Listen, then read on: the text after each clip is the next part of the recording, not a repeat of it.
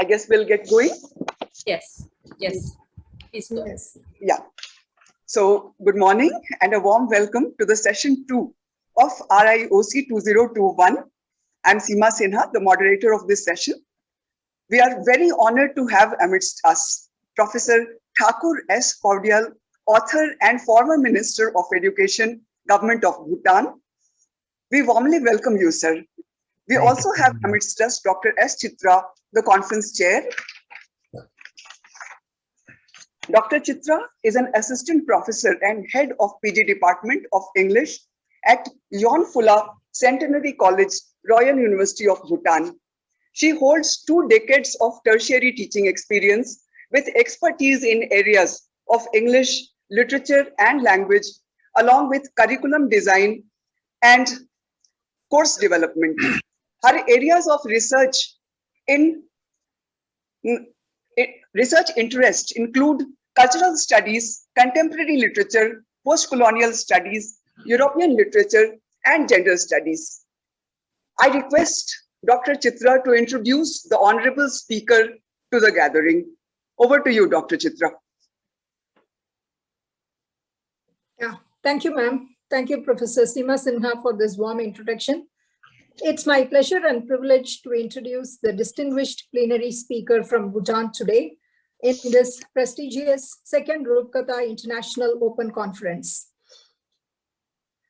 Distinguished panel speaker will be introduced now to the dignitaries. Thakur S Powdyel is an educator by choice, conviction, and passion, with particular interest in education as the noble sector, gross national happiness, and ethical literacy. As the former Minister of Education, often referred to as the most widely foot-traveled education minister in the world, International Gusi Peace Laureate Powdyel moved Bhutan towards fulfilling the Millennium Development Goals and the country's constitutional mandate for education.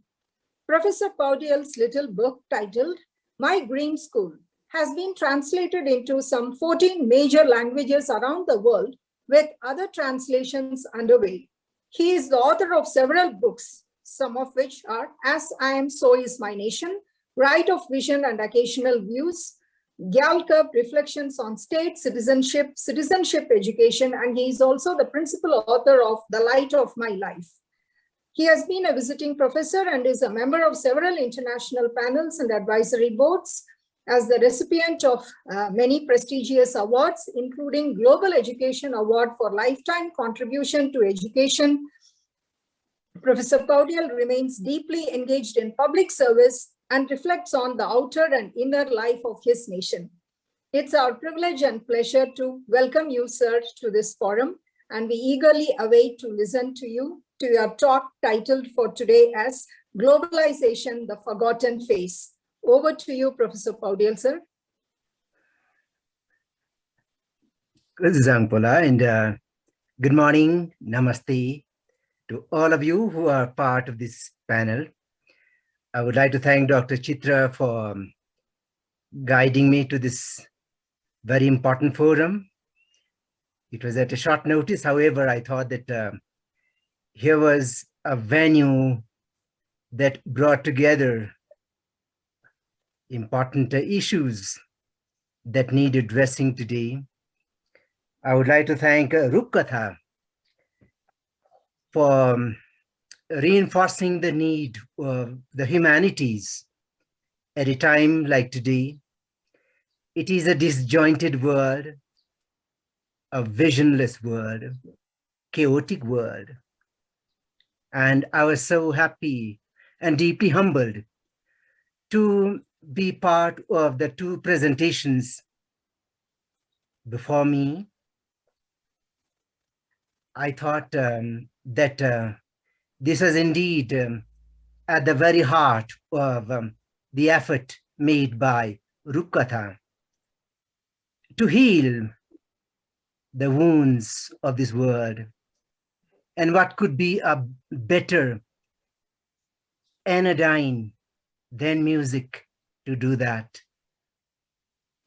I'm afraid that after the harmony, after the symphony of the two powerful presentations, what I'm going to share with the distinguished members of the audience would be chaotic prose. It is going to be nothing short of a cacophony. And the title itself is a kind of a prelude to that. Globalization. What could be more prosaic than this after the two powerful presentations on music? I feel that we, the moderns, are very good at claiming credit for things that the ancients would have done, but quite forgotten at this point in time. Globalization is one such term, I believe, one such concept. Today we talk about globalization as if we found this concept yesterday and tout it as if this is our product. However, in my scheme of things, I believe there are two important, in fact, milestones when we talk about globalization. I see that true globalization took place long before the popular globalization that we know of today actually took place. True globalization happened with the beginnings of time. And I believe that when we look at the enlightenment of the great Buddha, some 526, 2,600 years ago, when the Buddha achieved enlightenment, he discovered that the main problem with the people is with the desire. Life is one of misery, and the misery starts with the human desire. But there is a way to end the suffering. And he showed us the 8 noble paths. And I feel that the Buddha mind is a highly globalized mind. Today, in the materialist globalization phase, we have forgotten that sublime phase of globalization.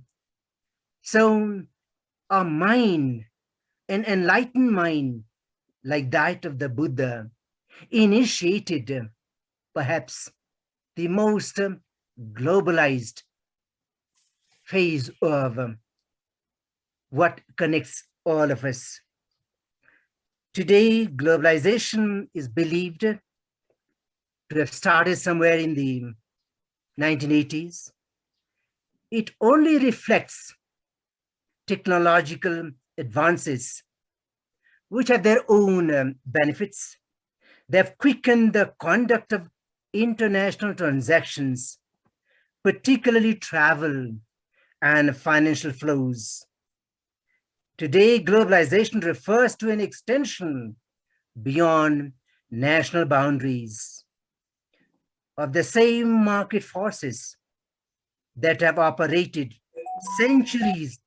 for centuries at all levels of human activity, beginning with the village markets, urban industries, and financial centers. Today, we talk of capital flows, trade, movement of people, transfer of knowledge in technology as being the critical factors influencing globalization. This particular A Kearney Foreign Policy magazine Globalization Index quantifies personal contact across national borders by combining data on international travel, international phone calls even, and cross-border remittances and other transfers.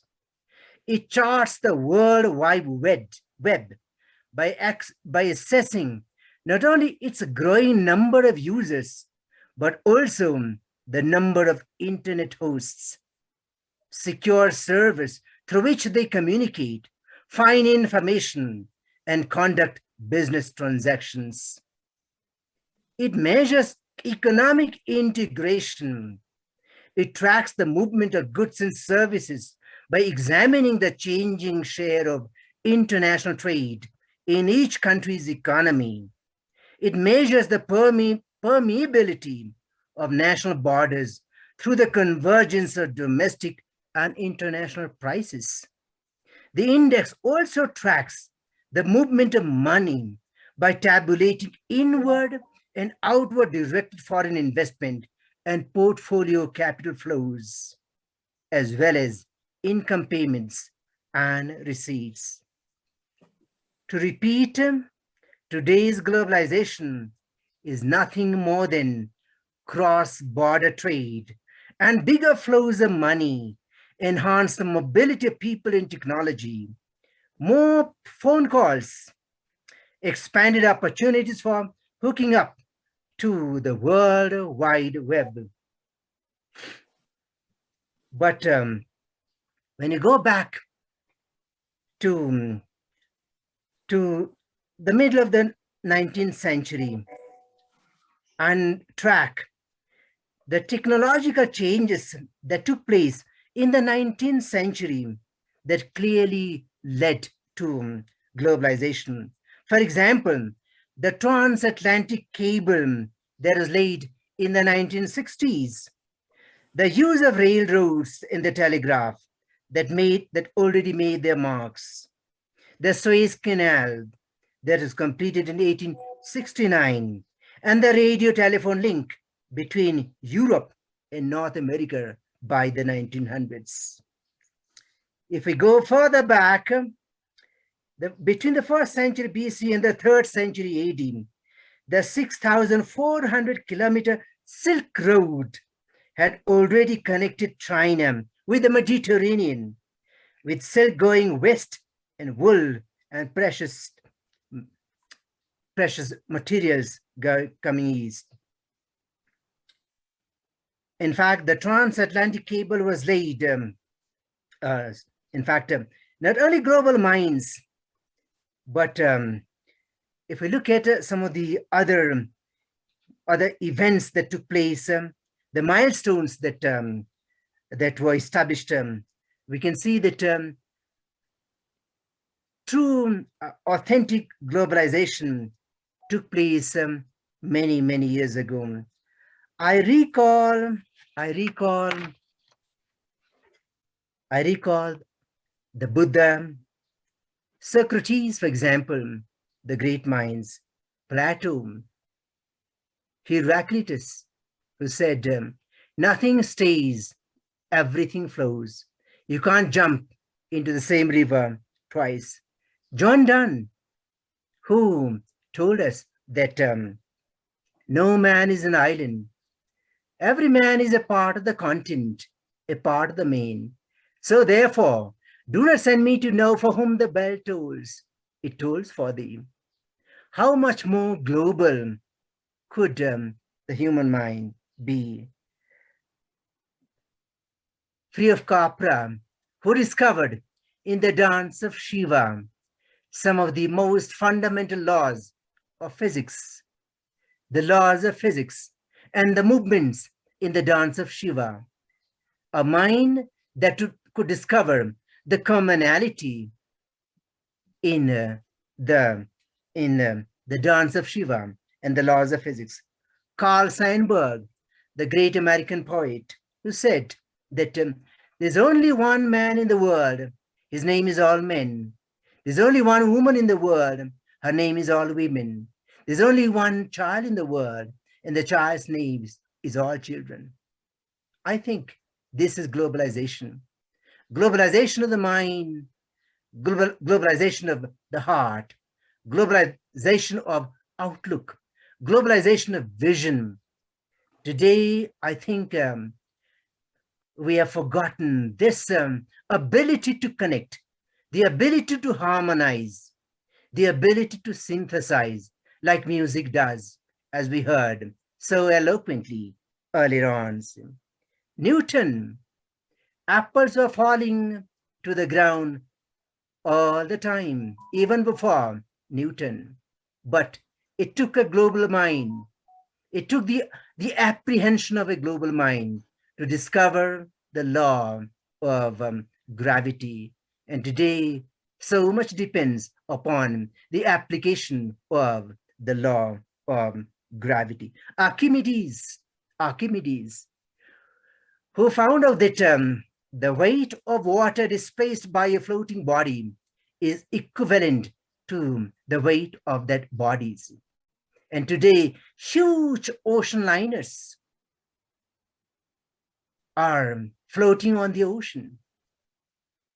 In fact, supported by this law. And the mind that discovered this law ought to have been extremely, extremely global. And Pythagoras, for example, who suggested that the square of the hypotenuse is equivalent to the sum total of the squares on the other two sides. Today in the construction industry, in our engineering, how much of this law is helping? It ought to be a global mind to give to humanity the benefit of this important calculation. Gandhiji in India, Gandhiji, for whom everybody, including the Harijans, were the greatest masterpiece of gods. So, able to accommodate everybody, able to embrace everybody, from people, individuals, from coast to coast, continent to continent. This was a global mind. Swami Vivekananda, for example, Swami Vivekananda, the great global mind. His Majesty, the King of the fourth King of Bhutan, the Gyalpa Jigme Singha Wangchuk, who saw that the most passionate desire of all human beings across time and space is happiness. A mind who was able to establish that truth about the deepest yearning of all human beings across time and space is the enjoyment of happiness. So this mind ought to be a truly global mind. Immanuel Kant knew that we are all unavoidably side by side. It doesn't matter which part of the globe we are in. It doesn't matter how we speak, how we dress, what language, what literature we have created, how we celebrate our birthdays, our festivals, what songs, what music, what games, what sports, what art and architecture we have. Despite these local specificities, all of us are the same at the end of the day, related to each other at the most fundamental level as the human of the species, Immanuel Kant. The great concept of Vasudhaiva Kutumbakam, as propounded by the ancient Indians. Vasudhaiva Kutumbakam, the whole world is my family. The whole world is my family. A civilization, a mind that articulated this notion of the whole world being my family ought to be a truly global mind. And indeed, today, when we look at this fragmented world, fraught by divisions, fraught by strife, fraught by, in fact, fraught with all kinds of problems, I think we have to go back to those ancient roots of globalization, and we might be able to heal some of the wounds. Life is not only economy, it is not only trade, it's not only money, as important as they are. Cross-border transaction of economic goods and services are important. Telecommunication is important, but these are all a support to a superior reality, a superior entity. There is life, there is humanity. And I feel these great minds of the past have actually captured that. Some sublime globalization and material globalization that we have today. I wish that we have in this inclination, and we have a desire to return to some of those foundational pillars of authentic, sublime globalization that would actually moderate some of the sharp edges of material globalizations. Material globalization. For example, when His Majesty the Fourth King of Bhutan, the Gyal-Khab Singh, want to articulate it that gross national happiness is more important than gross domestic product. It was not only for Bhutan and the Bhutanese people. It is also an understanding that this is the deep desire of all human beings across time and space. So today, especially when we are all afflicted by differing degrees of the scourge of COVID-19, I think globalization, in the true sense, we feeling for each other is so very important. I call it Revolution 5.0. Revolution 5.0. Revolution 5.0 has got to do with the return of the human. And I'm so happy that Rupkatha actually espouses the idea of the human and the study of the human through the humanities. So that is why I feel it is so important that we have a discussion such as this around the humanities and understand these great movements of the human mind over time. And truly, globalization is one such important march of the human beings. But somehow or the other, we have lost some of those vital links. And it is important that we heal some of those broken bonds. Things fall apart. The center cannot hold, as Yeats would say. Things fall apart because we are seeing things as disparate entities and not together. Globalization, in the true sense, ought to help us to bring our minds together, to bring our hearts together and think alike. Wordsworth would say, to her fair works did nature ran, did nature link the human soul that through me ran, and much it grieves my heart to think what man has made of man's. I think the state of the world today can be explained by the choices we have made, what is important, what are our priorities. So I feel in a way, if we can take lessons and inspiration from those great global minds of the past and moderate our impulses to be guided by the materialistic present, we might be able to heal some of those broken links, some of those relations, and be able to take the world forward the way that is befitting the human of the species. So once again, I would like to thank the hosts, Dr. Our moderator, and all of you for asking me to be a part of this.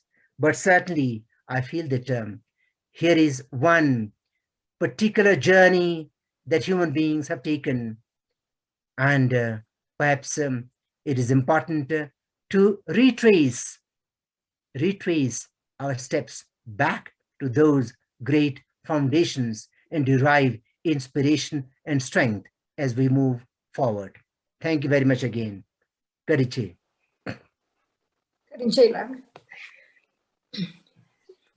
Thank you, sir. At the outset, let me extend my thanks on the behalf of organizers for accepting our invitation and providing your consent at your short notice, sir. And it has been always a pleasure to listen to you. And this message is vital that you have imparted for the world, how we are in the globalized world and how we have to move forward by taking all the things together.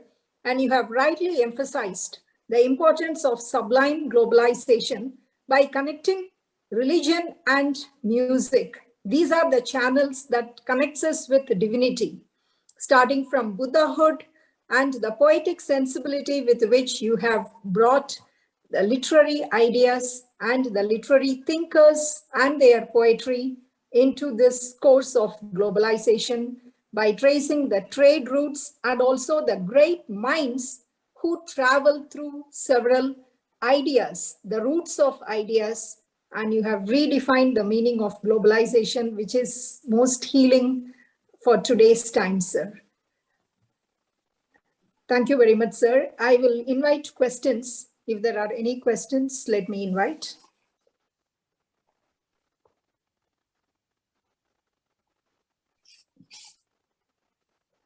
Excuse me. Participants, delegates? Ma'am, I have something to say. Yes. A huge thank you to sir for such an enlightening lecture. He is a rare combination of a statesman as well as a scholar. This was a real insight into the Buddha way of thinking. Thank you once again. Thank you so much, madam. Thank you, sir. I wish I could have asked more. Sorry, please go ahead. Any comments or any questions further? Could I just come in, please? Yes. Dr. Powdyel, this is Professor Amrit Sen from Vishwabharati, and it's been my pleasure to have met you virtually earlier. So, namaskar. My question is, we were discussing this that what is the way out exactly, as you suggested? One part of it, and I see there's a paper in the next session on the green school that you have sort of initiated.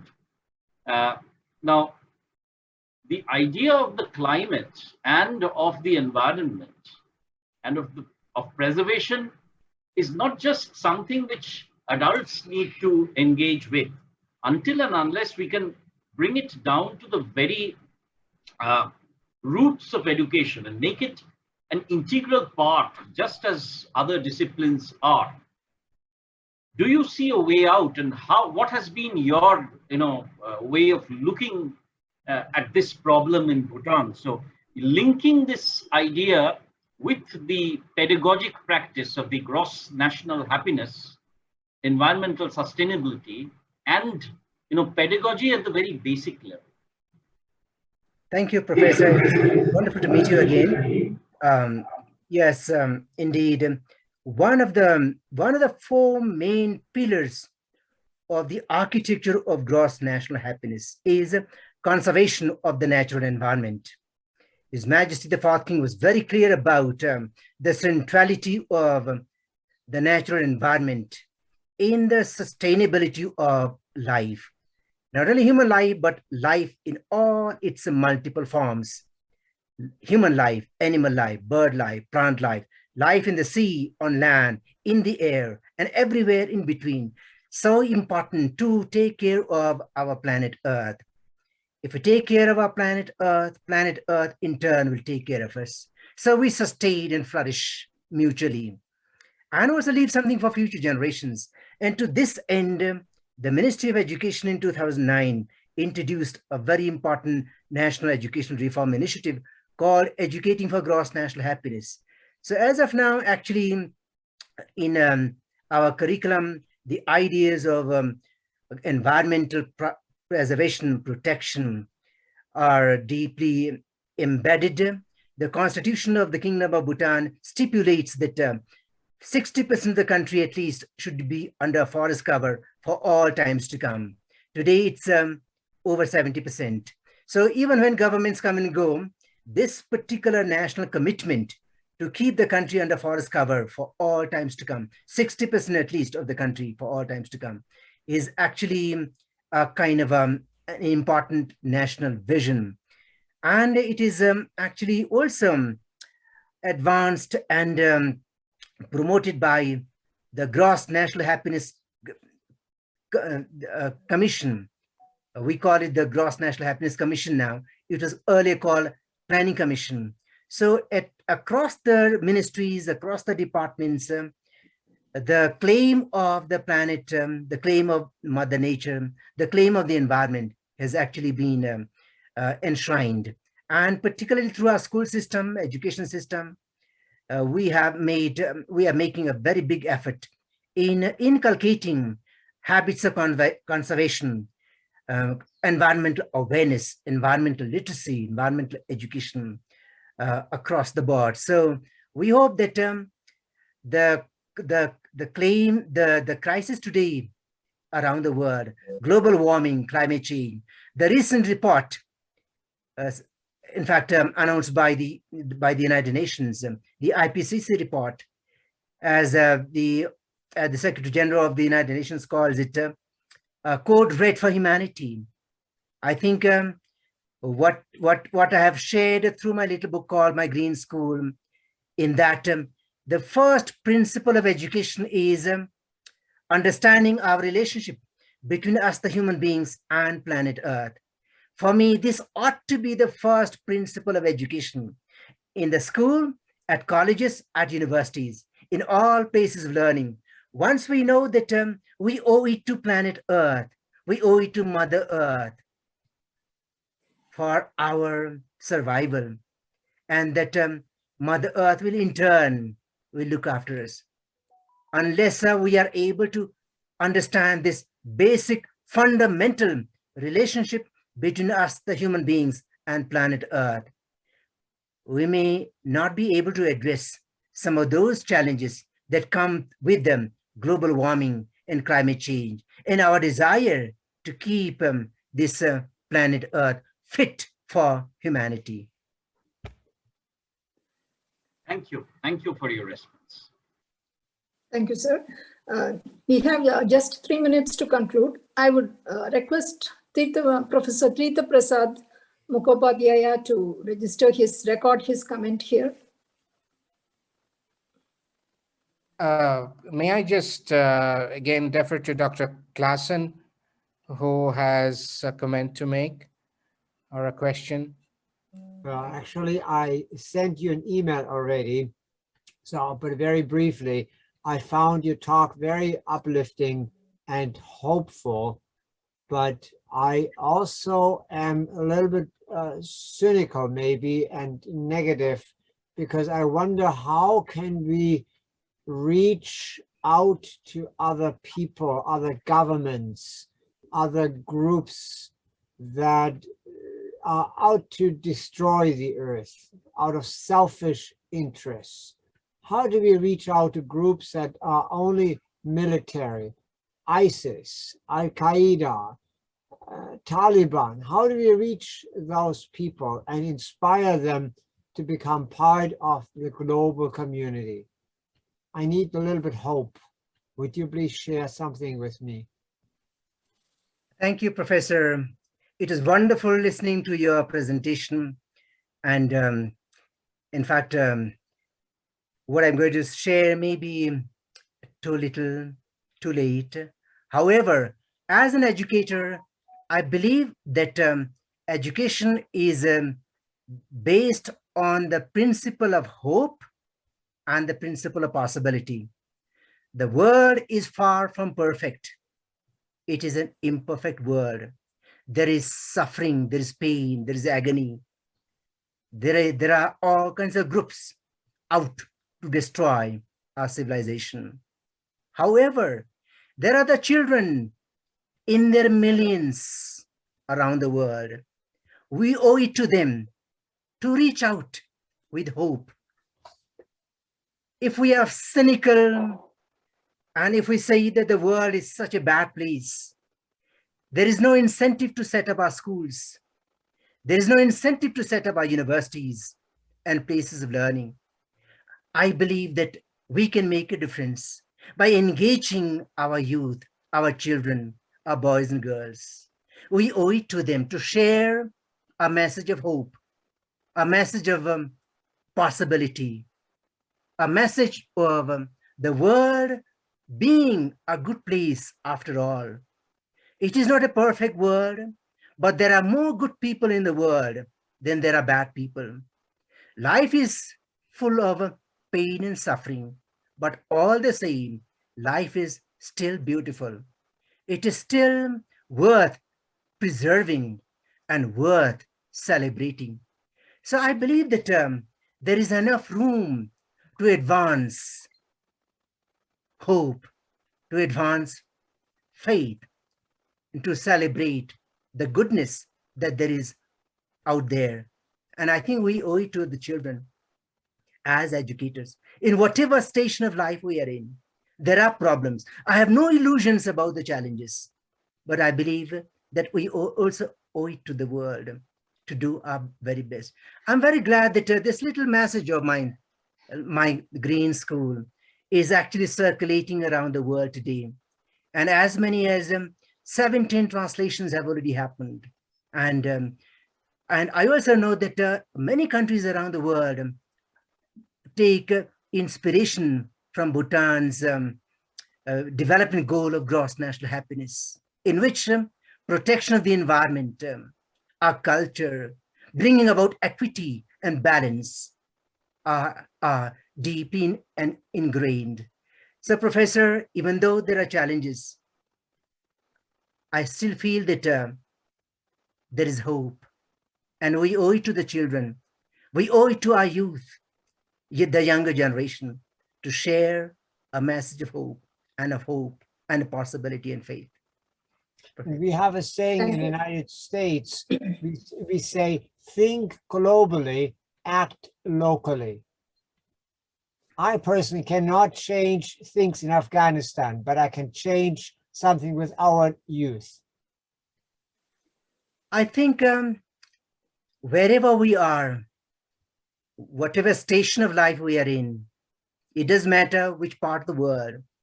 If we have been able to make a small change in our little sphere, that adds up to the goodness of the world, to the beauty of the world, to the positive energy and the goodwill of the world. So I will not discount the little tiny bits of positive energy, the goodness, the goodwill that we have to make our world a better place. Thank you, sir. Thank you. Okay. So thank you, sir, for this scholarly interaction and intervention. It's a pleasure to listen to you, and it ends on a reiterating note about positive energy. I just have one comment at the end. Yes. On behalf of Rupkatha, the Rupkatha team, I am Dr. Tirtha Prasad Mukhopadhyay. I am the chief editor, and I would like to take the responsibility here at this moment to acknowledge that it has been an honor to host you. And I'm sure that whatever you have said here is the sole aim, the sole objective of all scholarly efforts. So whatever we are doing in the humanities is meant to be the way that you envision things for us, for the future, for our children. Once again, it has been an honor to have you here, and we would be honored similarly if you come on different occasions and enlighten us with your experiences on education and on conservation and all issues which face us, which are challenges to us at this point of time in history. Thank you, Doctor. Thank you, Mr. Powdyel. Thank you. Thank you very much indeed, Professor. It's been such an honor for me, in fact, to be a part of this conversation. I wish I were a little more coherent in my presentation earlier on, but it's been such joy. I have another engagement, so I have to apologize.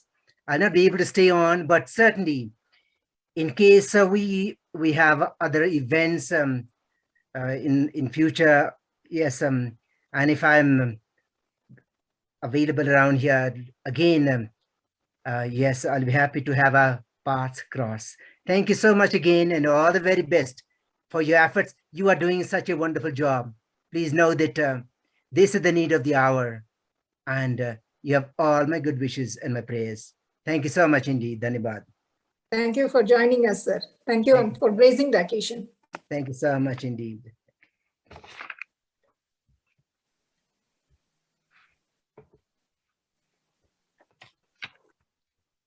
I request Madam Seema Sinha to take over.